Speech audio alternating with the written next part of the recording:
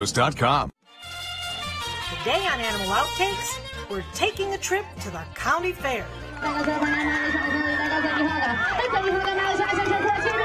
We like to have a really good time and teach everybody a little bit about pigs, but also have so much fun at the same time. Tag along as we meet some of the entertainers on tour with the fair.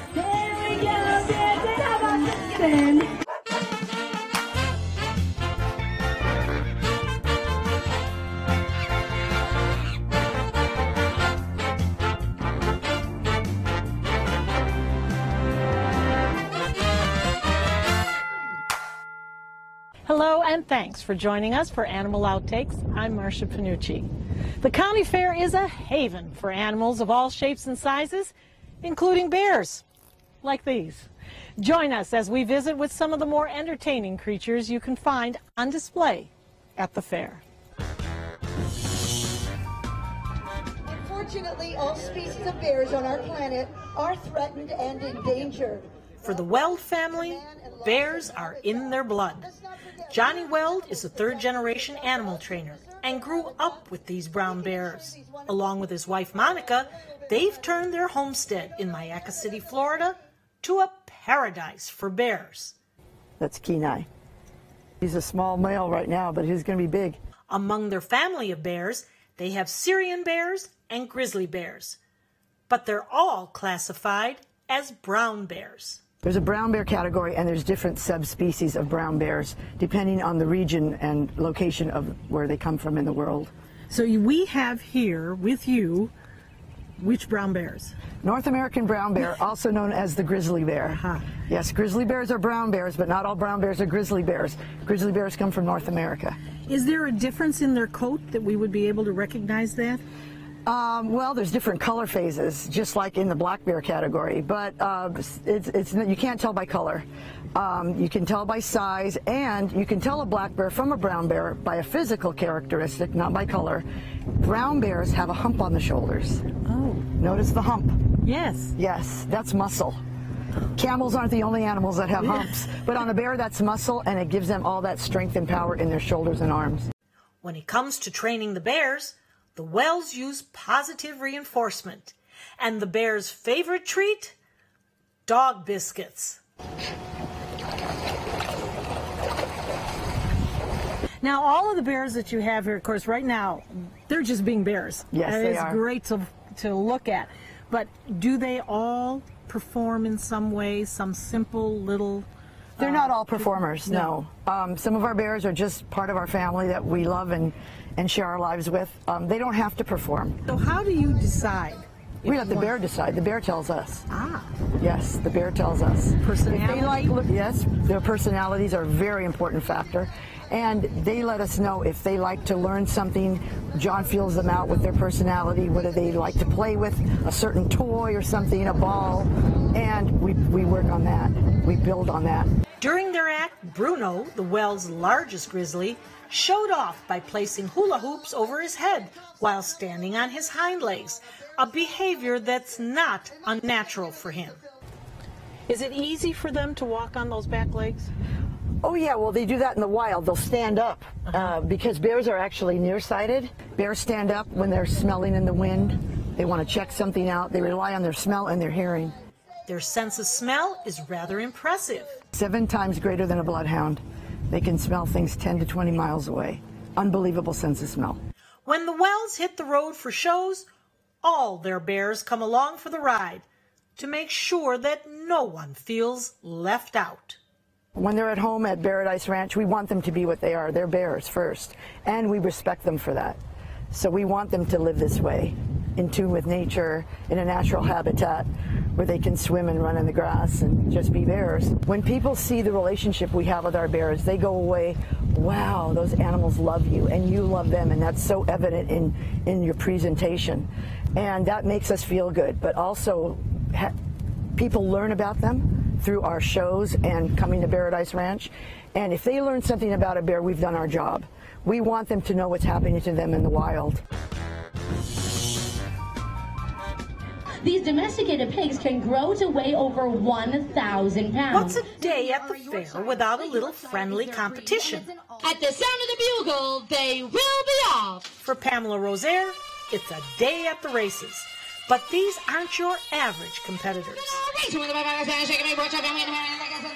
Yes, those are pigs. While the swine are usually found in the show barn at the fair, Pamela's family has found a better place for them, on the track. Well, Pam, we're here in pig heaven. That's right. And these are potbelly pigs. Yes, yeah, these are a Vietnamese potbelly pig. And we've had these guys with us for about 10 years. These guys are about 10 years old. The Rosaire family has been racing pigs for more than 25 years, and she says there's a trick for getting them to the finish line in record time. That's what they actually race for, is a cream-filled cookie. Really? Yeah. You know, you come out to the show, and you might think that you're going to see us come out and chase these pigs around. And it's not like that at all. You know, we don't chase after the pigs. They don't like it. We don't like to see it, and nobody will ever see it here at our show. So we use a bait and reward system, which means before they get there, we'll bait the area, and then when they get there, they pick up the bait, and that's the reward. And we use a cream-filled cookie. We've got the vanilla kind today, of course. And they love these things. Yeah. Them up, they get a little sweetness. The only time they get them, though, is when they play with us out here during the show, so it's a sweet treat. For these pigs, training goes by fast, with pigs being ready to race after as little as 2 weeks. We usually extend it over about a month because we like them to get used to us and know that we're not here to hurt them, that we're here to have a good time. You're going to get a treat, and that's what it's all about. But if we are short on time, we can do it in about 2 weeks. They have a lot of fun. There are 3 steps to training, starting with acclimation. We just bring them out here into the paddock area where the potbellies are now and get them used to the sights and the sounds. If there's people in the audience, have them make a little bit of noise. They look around, have a treat, and realize, oh, this is kind of cool, and go back in. After doing that for a few days, they introduce the pigs to the starting gate and the track itself. And once they get used to that, they realize once they go all the way around, again, they get a treat. Oh, we like this. This is fun. And so we do that for about a week, usually about a week of just kind of going around the track. Then they start to pick up speed, and that's when you know, okay, now they're ready to start racing. From there, it's on to the 3rd step, getting the racers used to the starting gate. Just like at the horse races, the hardest part is getting them to trust you and to know that they're going to go into the starting gate and nothing's going to hurt you. You're going to hang out. Once they're comfortable in the gates, that's when it's time to start the race. And that's when we open the starting gate, and then they realize you come out of the gate, you're going to get across the finish line, you're going to get a cookie, and then they start racing. And from there, we do it in front of an audience, and it just gets better and better. And next thing you know, 7 seconds, and they're around the track, and the crowd goes wild, and it's a lot of fun. For the Rosaires, they race 3 different types of pigs. So our first set of pigs we bring out are the Yorkshires, and they make it around the track in about 7.5 to 8 seconds. It's not too bad. Then the second set of pigs, the wild Florida pigs, they fly around in about 6 seconds, so they're a little bit faster. So as the show goes on, the pigs get faster and faster. Well, then these guys come out. Then it's the heavyweights, and they burn up the track. You'll have to see it for yourself. Really? Mm-hmm, really? For sure. These rugged racers travel the fair circuit about 10 months out of the year, and it's a life that they love. A lot of people think that animals are stressed traveling and things like that, and it's not like that. 95% of animals that travel on the road and are in the industry that we're in, they've been raised as little bitty babies, from tiny babies born into it and doing it their whole lives. They enjoy coming out and having fun and being around the people and the different sights and sounds. I mean, don't you? I'd rather go out and hang out with friends and meet new people and see new sights than lay at home on the couch all day, and it's the same thing.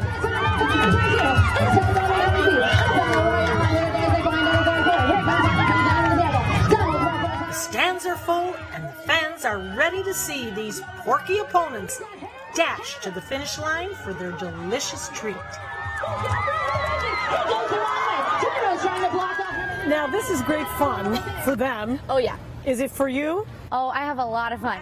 Still ahead on Animal Outtakes, we've got some impressive animals to show you. It's all about trust. If they trust you, they're going to help do things with you. Check out some of the amazing feats these sea lions perform and what it takes to put on a great show. But first, this is really the majority of my life. It's really 2 hours a day, every single day after school. young people learning responsibility by raising an unconventional animal. That's next. For thousands of years, we've been humans' best friend. You've been through a lot, and we've been right there with you. A dog is part of the family, a confidant, and a friend who always knows how to get into your heart. So what happens to our beloved companions when we can no longer care for them? This is why we've created Dante's Den, an innovative, state-of-the-art facility that will provide care for up to 100 dogs. Dante's Den is a community for joyful dogs. Millions of Americans face uncertainty when planning for the future of beloved pets who may well outlive them. Dante's Den is a charitable organization, so in whatever capacity you can, please lend your support so that we may continue this most wonderful work. Dante and I would like to thank you for watching and for also opening up your hearts to our wonderful community of joyful dogs. Learn about the many ways you can become involved by visiting dantesden.org. Hi, I'm Marcia Panucci, founder of the Dante's Den Foundation. And I'm Ron Dixon, the executive director out at the Dens. Dante's Den has come a long way since its inception to where we are now. We've helped hundreds of dogs since we've opened, but now we need your help. We sure do, Marcia. Dante's Den needs great volunteers to help us feed, walk, and play with all of our furry friends. So come on out and enjoy our 50 acres of beautiful countryside where you can also feed miniature Holstein cows. And their babies. And Hee-Haw. The donkey. And Buttercup. A beautiful miniature horse. If you would like to be a part of our joyful community of dogs, please visit dantesden.org. Or call us toll-free at 844-DANTES-DEN. That's 844-366-8336. Come on out today and see what makes us so special.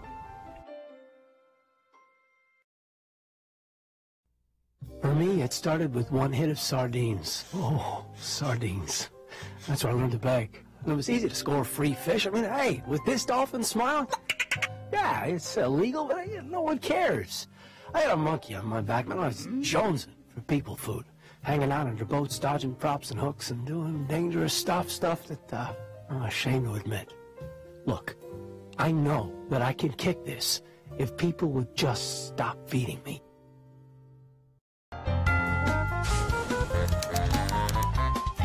Grizzly is actually a nickname. They got that name from the pioneers in the 1800s. They noticed when the bears were wet, they had a grizzled appearance to their fur, so they nicknamed them the Grizzly. And that's a true story, true fact. He weighed in at 1204, and he's a Man-Anjou. That's the type of breed he is, crossed with Charolais. And he loves the lake, as you can see. Oh, yes, yes. He has definitely licked everything in sight. Mallory Albritton is just 11 years old, but she already shoulders a lot of responsibility. You see, she's entered her steer, White Reese, into the Sarasota County Fair. You have stayed with him for 6 months, yes. Right? So how does he compare to the other steers that you've had? He compares I always love all my steers, and they always are calm. And he's my first white one, though. I've always had black ones. This is my 3rd year in 4-H. And they're always sweet. Sweet or not, White Reese isn't your ordinary pet. He's Mallory's 4-H project for the year, and she must say goodbye to her pal after the fair closes. They start back in September. That's when they're officially entered in for the Sarasota County Fair. And then March is the final weigh-in for them. Don Strickland is a volunteer member of the 4-H Livestock Committee. He explains the bond between exhibitor and animal begins well before the first weigh-in. They actually purchase them in the mid of summer. June, July, they start purchasing them. Now, when you say purchase, where are they going to buy these? They have to be, according to our Sarasota County Fair rules, they have to be Florida born and bred. They can't go out of state and buy them. Probably 90% of them buy them from our local cattlemen, our local ranchers. They buy them and they do very well. And what do they actually do? I mean, we know that they feed them and whatever, but what else are they doing? Well, when they purchase them, these are green, so to speak. They come right off the pasture. So they have to learn all the discipline as far as breaking them to handle and walk and be handled. So it's a long process to start that. They start then in September when they first enter. And it's a daily chore. They have to start a feeding regimen. They have to start teaching them how to stand for show. They have to groom them so their hair is just right. So there's a almost a 24-hour-a-day job to them. This is really the majority of my life. It's really 2 hours a day, every single day after school. Mackenzie Allen also has a steer in the fair, Barrett. It's my first year and I've learned so much. It's just been an overall amazing experience and I'm so excited that I get to do it for 2 more years. She says it's important to make a commitment to your animal. If not, they kind of go crazy in the show ring. They are a wild animal, so if you don't work with them, they're not going to do what you want them to do in the ring. We have seen the young people here. They are so proud of their new buddies. Yes. But they must separate after. Is that correct? That's correct. The rules are that they all go to processing. So that's the whole process that they learn. They know that when they purchase the animal. His station in life is to be processed. So they get a bond, but not such a bond that, you know, it's heart-tearing. How hard is that going to be for you to say goodbye to him? It's not really hard because I've had other steers. This is my 3rd steer, actually 2nd steer. And I just learned how to get over it. They become your companions. They almost become your best friends. Is it going to be hard for you to say goodbye? Definitely. He is my first steer, and as they have always told me, my first and my last steer will be the hardest to get rid of. However, like I said, I knew it going into it, and it's just part of it. So. And even if he doesn't win the top prize, is he your top winner? Yes, definitely. In today's modern world, internet, yes, Xbox games, yeah, all of that, the 4-H has stood the test of time. Definitely. What is the biggest benefit of 4-H today? Benefit is teaching them responsibility. You hear that constantly. But they buy these animals and they realize that that animal depends on them for their life. You know, the bonding that begins, but they actually, if they don't get up and feed them in the morning or at night, that animal is not going to make it. So they have that responsibility. Up next on Animal Outtakes, we're diving in with another amazing animal act. So they're waiting for treats now? Or treats, just, love, yeah, whatever they can get. We'll introduce you to the stars of the show. Animal Outtakes continues. For thousands of years, we've been humans' best friend. You've been through a lot, and we've been right there with you. A dog is part of the family, a confidant, and a friend who always knows how to get into your heart. So what happens to our beloved companions when we can no longer care for them? This is why we've created Dante's Den, an innovative, state-of-the-art facility that will provide care for up to 100 dogs. Dante's Den is a community for joyful dogs. Millions of Americans face uncertainty when planning for the future of beloved pets who may well outlive them. Dante's Den is a charitable organization, so in whatever capacity you can, please lend your support so that we may continue this most wonderful work. Dante and I would like to thank you for watching and for also opening up your hearts to our wonderful community of joyful dogs. Learn about the many ways you could become involved by visiting dantesden.org. Introducing the all-new MySuncoast.com. MySuncoast.com has been completely redesigned and includes even more great content and features, including Marketplace, the area's most complete group of listings for local businesses, an all-new entertainment section with the latest news, events, and happenings from around the Suncoast, and your photo submissions. A brand new experience on your desktop or mobile device. The all-new MySuncoast.com. Just another way we're here for you. At ABC7, it's all about being here for you. Introducing ABC7 News at 7 with award-winning investigative journalist Alan Cohn. In-depth reporting and debate on important issues and stories in our community. With a featured topic of the day and a live roundtable discussion with community leaders and newsmakers. Plus a quick recap of the day's top stories and weather. ABC7 News at 7, weeknights. Now more than ever, we're here for you, Suncoast. On the next Black Almanac.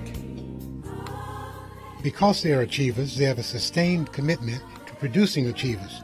What they have in common, regardless of their location or district, is a love for our communities and our children. They are women who have made their mark and are reaching forward by reaching back to assist those who want to move ahead.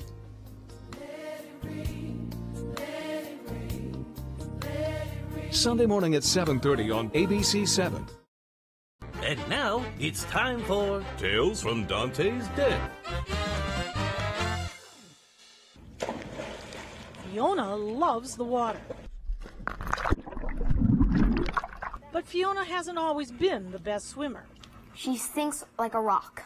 A lesson Dante's Den volunteer Austin learned the hard way.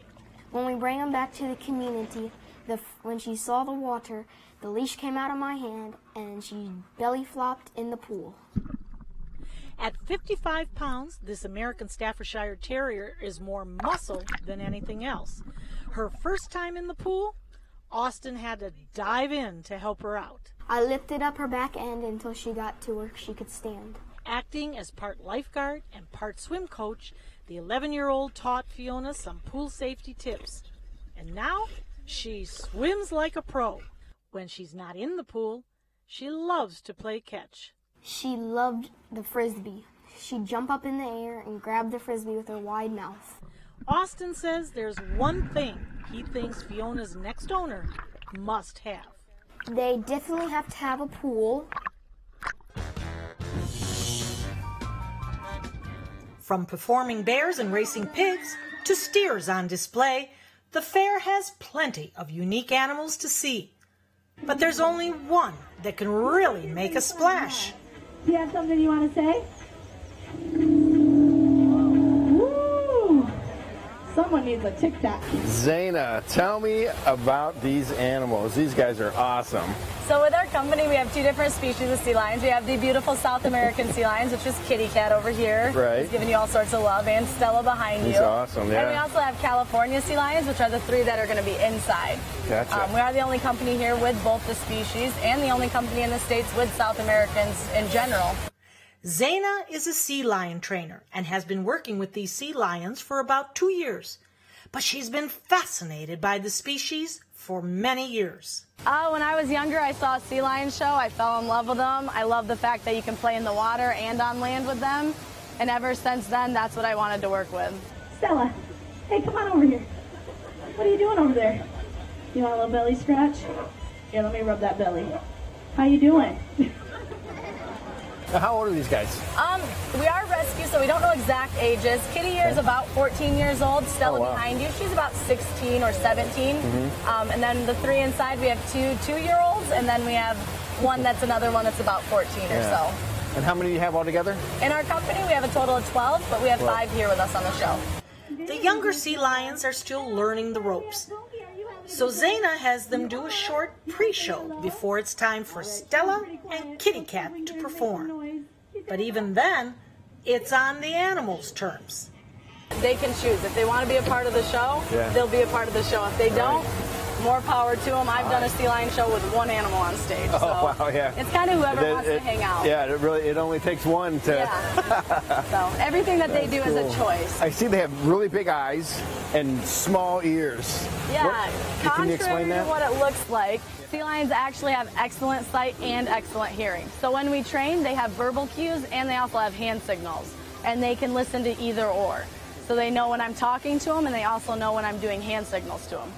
Those big eyes are sensitive, though, and the vision is the first sense to go on sea lions. That's why a lot of times they'll keep their eyes closed for protection. So if the sun was shining right now and it was shining down, both of them would have that eye closed. Okay. They'd have it closed completely to the sun, and they'd use this eye for looking at things. While the California and South American sea lions belong to the same family, they do have some differences. The South American sea lion is found along coasts of Uruguay and Argentina, while the California sea lion spans the Pacific coast from Washington to parts of Mexico. And they're about the same size, or? These girls are about 60, 70 pounds heavier.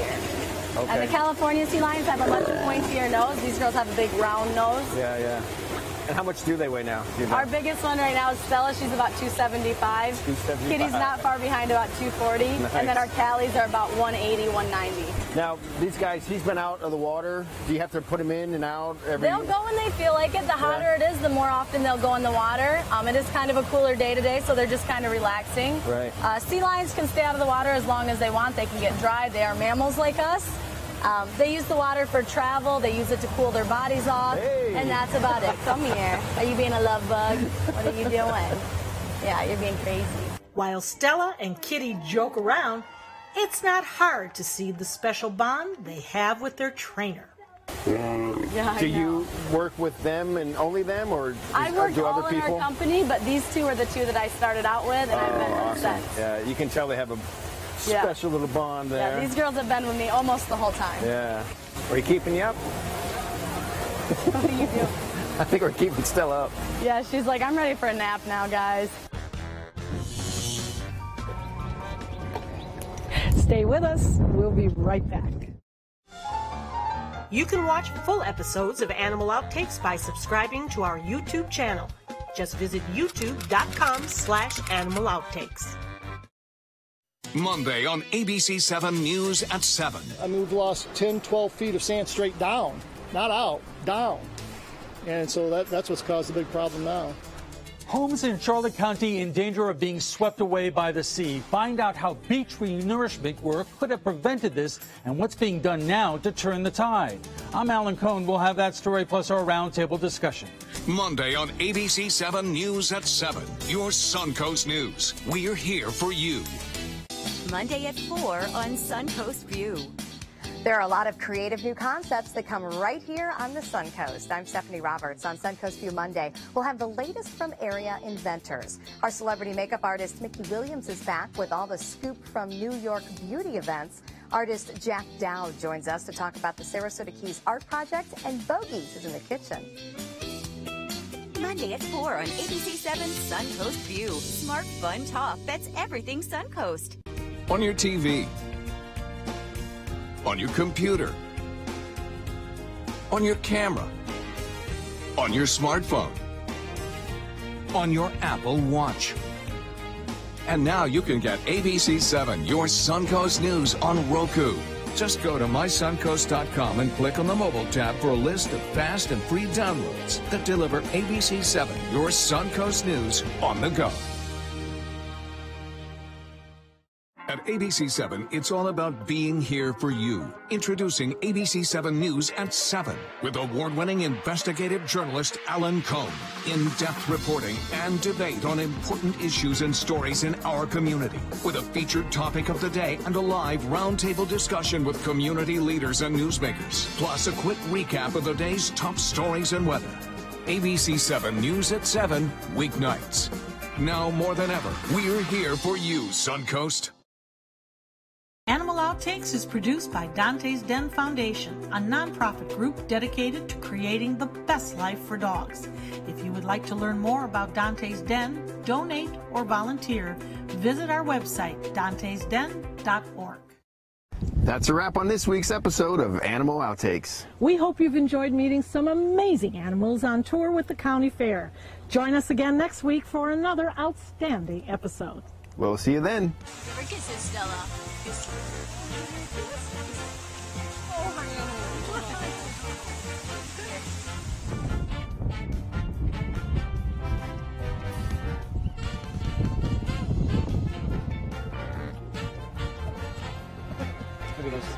Yeah. The three little bears. That's right. Yeah. Yeah. Monday at 5 on ABC 7's Good Morning Suncoast. Hello, I'm Rebecca Vargas. And I'm Don Brennan. When it comes to eating right, we always have the best intentions, but sometimes impulses can ruin our efforts. Monday on Good Morning Suncoast, we'll show you what you can do to control your eating habits. Wendy? And we are looking at some drier air moving on in. Will it cool temperatures? We'll find out. Monday at 5 on ABC 7's Good Morning Suncoast. We're here for you. Monday at 4 on Suncoast View. There are a lot of creative new concepts that come right here on the Suncoast. I'm Stephanie Roberts. On Suncoast View Monday, we'll have the latest from area inventors. Our celebrity makeup artist Mickey Williams is back with all the scoop from New York beauty events. Artist Jack Dowd joins us to talk about the Sarasota Keys art project, and Bogies is in the kitchen.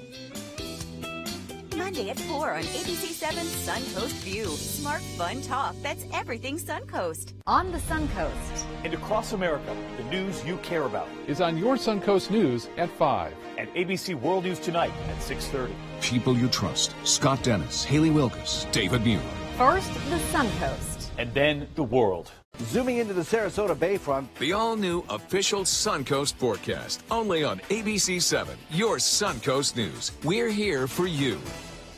My Suncoast Dining on mysuncoast.com. Your guide to the foodie life.